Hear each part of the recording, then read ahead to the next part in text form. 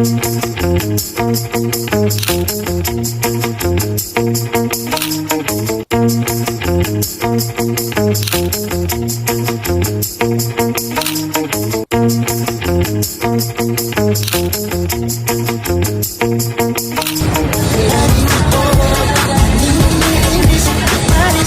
Taiwan.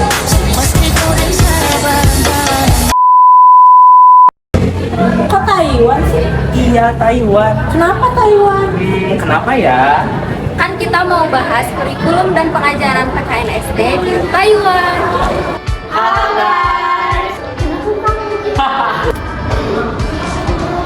Halo guys. Di sini kita akan Membahas Tentang analisis kurikulum dan pengajaran PKN di sekolah dasar di negara Taiwan. Nah, yang pertama kita akan membahas mengenai kedudukan PKN dalam kurikulum tingkat SD di Taiwan.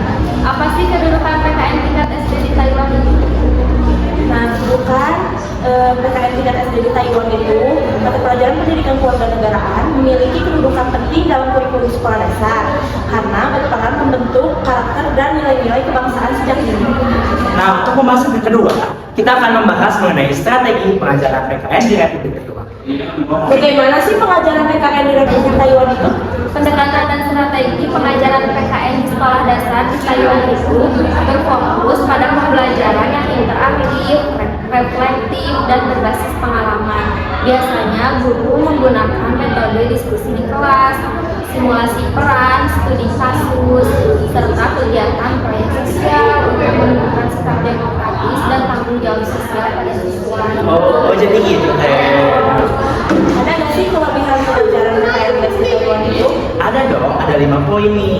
Yang pertama, yaitu ada menanamkan nilai demokrasi sejak dini. Yang kedua, ada pendekatan pembelajaran aktif. Yang ketiga, ada keterpaduan moral dan sosial. Yang keempat, ada dukungan kebijakan lingkungan antar nasional. Yang kelima, ada fokus pada kompetensi abad bersama. Banyak ya kelebihannya. Iya dong. Kalau tantangannya ada nggak sih? Ada dong, tentu aja. Pasti di dalam kelebihan itu pasti ada tantangan ya. Untuk guru mengajarkan pendidikan kewarganegaraan di SD, di sekolah dasar. Yang pertama itu ada tekanan akademik yang tinggi. Yang kedua itu ada perbedaan nilai antara budaya tradisional dan modern. Yang ketiga itu ada keterbatasan pelatihan pendidikan kewarganegaraan. Yang keempat itu ada kesenjangan antar wilayah. Dan yang kelima terakhir ada pengaruh globalisasi dan media digital. Ternyata kelebihan dan tantangannya itu seimbang ya. Iya. Ada nggak sih relevansi pendidikan kewarganegaraan di Taiwan dengan di Indonesia? Nah, di Taiwan itu kan pendidikannya menekankan pada diskusi, partisipasi, dan berpikir kritis. Jadi di Indonesia bisa juga belajar dan mencontoh dari sistem pendidikan di Taiwan dalam pendidikan moral dalam semua pelajaran, terutama di pelajaran pendidikan kewarganegaraan. Oh, jadi gitu.